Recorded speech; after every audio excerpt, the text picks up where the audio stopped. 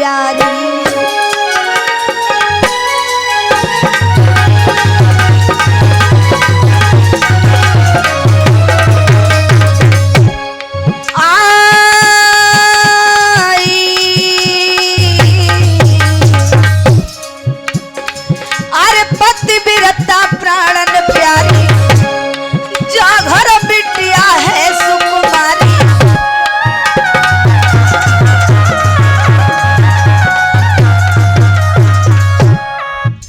जब बरस 18 की भई लली,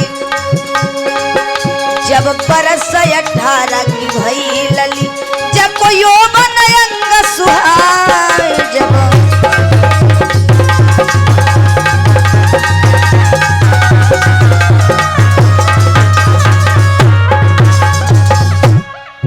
अब दिन दिन स्यानी भई लली, अब दिन दिन स्यानी भई लली, जबकि शोभा कहे न जाए। अब दिन दिन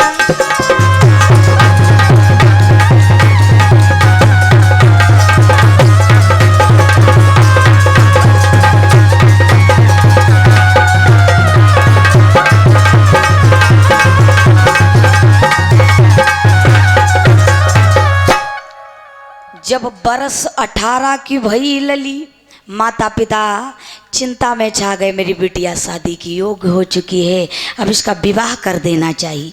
मैया ने कहा पिया एक काम करो, बिटिया शादी की योग्य हो चुकी है और मेरे ख्याल में आता है कि अब इस बिटिया के हाथों को पीला कर देना चाहिए। महाराजा बोले क्यों परेशान हो, बेटियां तो पराई घर की अमानत होती ही हैं, उन्हें तो एक ना एक दिन जाना ही है, लेकिन इतना जल्दी क्यों मचा रही हो। भैया माता पिता को एक चिंता खाई जाती है कि कहीं मेरे बेटे या बेटी से कोई गलत काम ना हो जाए जिससे मेरी समाज में हंसी हो जाए। तब तक भैया देव ऋषि नारद बाबा का आगमन हुआ, नारायण करते हुए वहां पर पहुंचे हैं। तो जैसे ही रुक्मणी का नाम सुना है देव ऋषि नारद बाबा ने अपने पत्री को खोल करके देखा महाराज आपके घर में बिटिया नहीं, साक्षात लक्ष्मी आई। भैया आज हम गए थे दादाजी के वहाँ, तो भैया दादाजी ने बड़ा सम्मान किया, बोले हमारे घर में बिटिया बहुत हैं, बेटियों से कभी परेशान नहीं होना, क्योंकि बेटियां ही हमारी सृष्टि का उत्पत्ति करती हैं, अगर बेटियां नहीं होती तो हम आप कहाँ से होते। नारी निंदा ना करो, नारी से नर होए, क्योंकि कि नारी से स्वयं पार ब्रह्म परमात्मा का भी अवतार हुआ है।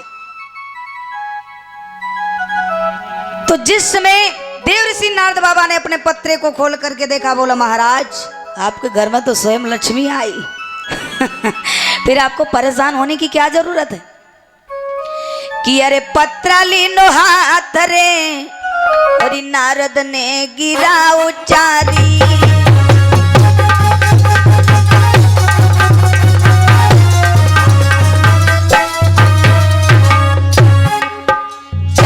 बिटिया नाई सुकुमारी है, जाए बिटिया नाई सुकुमारी है, कोई देवी लय अवतारी।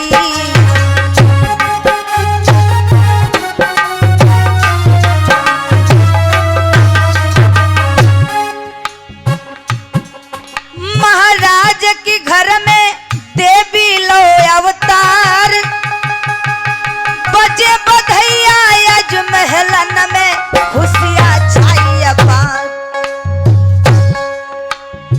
तास मानो मेरी बात की घर में देवी आई है।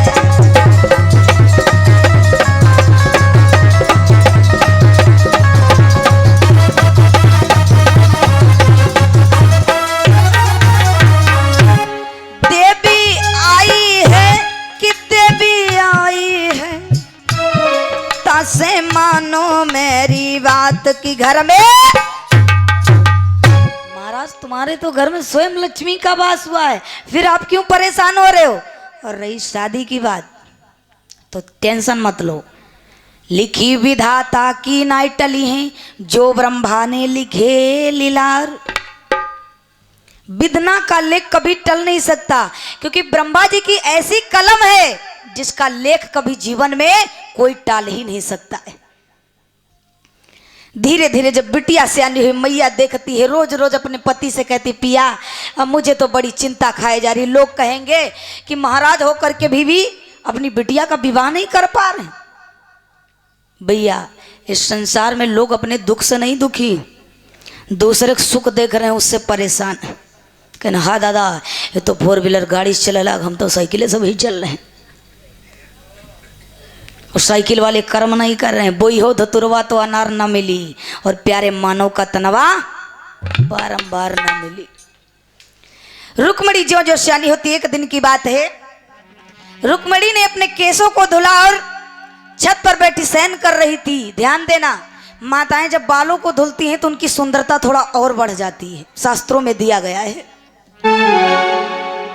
सुंदरता को देख करके मैया निहार रही, मेरी बिटिया वास्तव में इतनी सुंदर है कि वह चंद्र बदन गुणशील रूप और ये देखन में लागत प्यारी है। और ये मैया ने देखा बिटिया को, मन में अति ही घबराई है।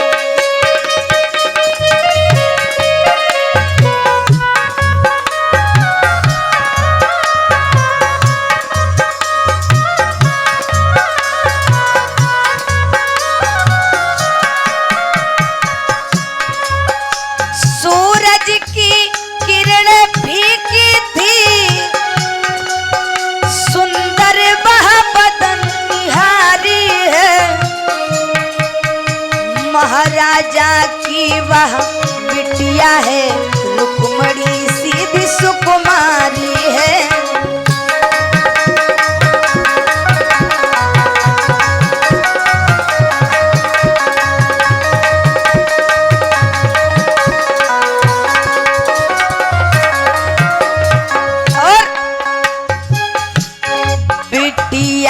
लागे अति प्यारी है, मैया ने बचन उचारी है।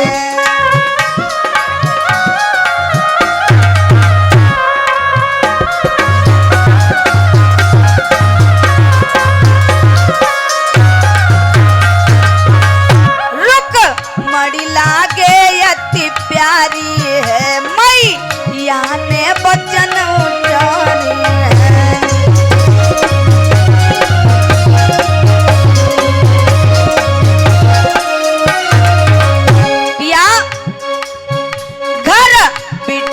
होई गई सियानी है, अब देव भंवरिया डारी है।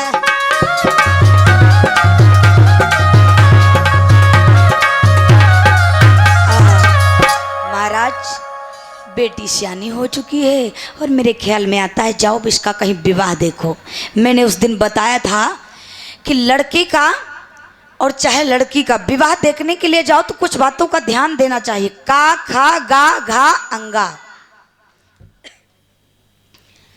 का खा गा घा अंगा। का से देखो लड़के का कारोबार, यानी कुछ काम वाम करता है कि ऐसे घुमा कर दिन भर ले मोटरसाइकिल। गा से देखो लड़के का ज्ञान, ऐसा तो नहीं भैया बता रहे हैं कि बीए पास और डिग्री ले घूम रहे हैं आवाज जाते कखो गा गाना है। और घा से देखो लड़के का घर द्वार, जिस घर में अपनी बिटिया का विवाह कर रहे हो कम से कम वहां टटिया को पोढ़ी है। घा से देखो घर द्वार, और अंगा से क्या देखो लड़के के अंग। ऐसा तो नहीं बढ़िया ऊपर से शेरवानी जमे अंदर कबराई होए। तो ध्यान देना, जिस समय महाराज ने आदेश दिया है जाओ नाई ब्राह्मण को और मेरी बिटिया के अनुरूप किसी वर की तलाश कराओ। रुक्मणी सोच रही है पिताजी आप मेरे विवाह की इतनी जल्दी क्यों कर रहे हैं। भैया हर माँ बाप की इच्छा होती है कि मेरी बिटिया शादी करके अपने घर द्वार चली जाए और आराम से शांति के साथ में रहे। कि दरबारी बारी बारी से राजन के नाम बताने लगे और दूसरे लोग भी कुछ कह कर यूं राजन के नाम गिनाने लगे। इधर जैसे रुक्मणी ने जान पाया है कि मेरे पिता मेरा विवाह देखने के लिए नाई और ब्राह्मणों को भेजा है, तब तक भैया सभा में रुकुम आया, पिताजी किसके विवाह की तैयारियां हो रही? जब बेटा हो जाए आप बराबर तो उसको समझो बाप बराबर। भैया जब बच्चा छोटा होता है तब उसे निपुल दिया जाता है, नहीं कि दूध की बोतल। जब थोड़ा सा जवानी पर आए तब ठेके वाली बोतल, और जब वृद्धापन में आए लेव टॉनिक पिए और ताकत बनाओ। तो बोतल ये जिंदगी भर छूटती नहीं है। शराब में जो डूबे हुए रहना जिंदगानी में, और लाखों घर बर्बाद हो गए सब बंद बोतल की पानी में। तो शराब कत्ते लोग पिए, हाथ ऊपर उठाओ।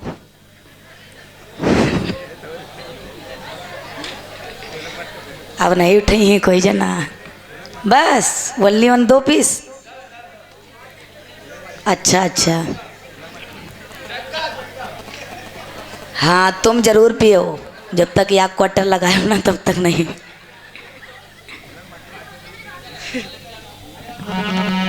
प्रेम से बोलो सतगुरुदेव भगवान की।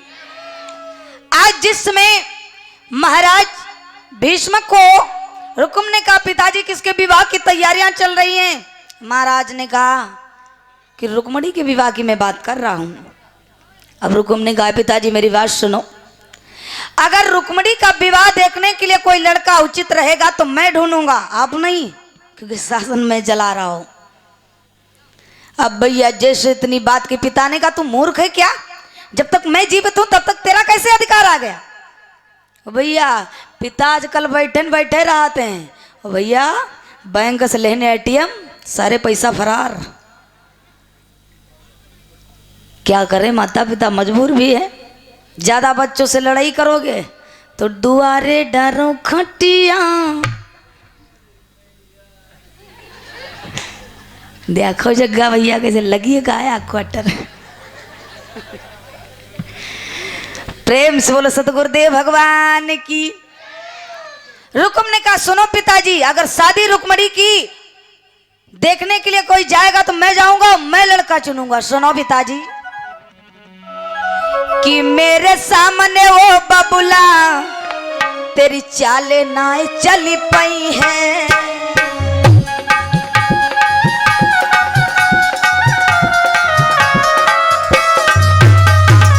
और अगर ये शादी तय हुई, अगर ये शादी तय हुई तो तलवारें चली गई हैं।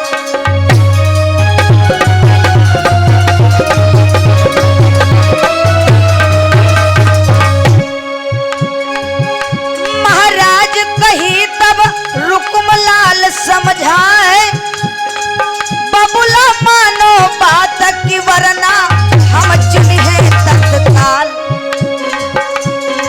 साले संग में डारो भंवरिया की बिटिया विदा करियो जी साले।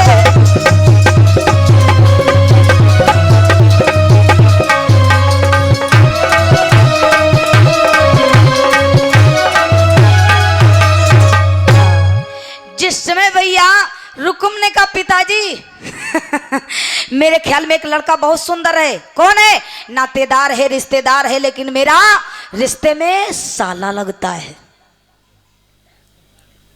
महाराज भीष्म ने कहा पागल हो गया क्या, तेरा दिमाग खराब हो गया? उसके घर की बेटियां मेरे घर में आ सकती हैं, पर मेरे घर की बेटी उसके घर नहीं जा सकती। अपने साले के साथ में विवाह कर रहा, शर्म नहीं आती तुझे?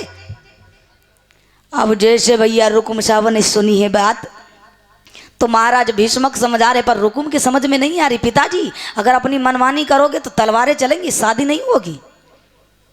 पिता ने कहा अब तो बहुत बड़ी गड़बड़ बात है, अब क्या करें? कहा ठीक है जो तेरी मर्जी आए वो कर। अब भैया रुकुम ने एक पत्र लिखना स्टार्ट किया है। मंत्री हेलो इधर सुनो, ये लीजिए पत्र। जो बड़ा वाला पत्र ले, काम नहीं ये पत्र लो, इधर देखो, और सीधे कहाँ जाना है? बस कहाँ के जाके बताओ तो दादा। आपको सीधे जाना है महाराज शिषपाल के दरबार में। इस समय तो आपको सरालगंज ही जाना है। जानते हो कहाँ पे पड़ता है? ये पड़ता है, बैठो तो पता ही कहो। जिस समय भैया पत्र दिया है, पत्र को लेकर के दूत चल देता है।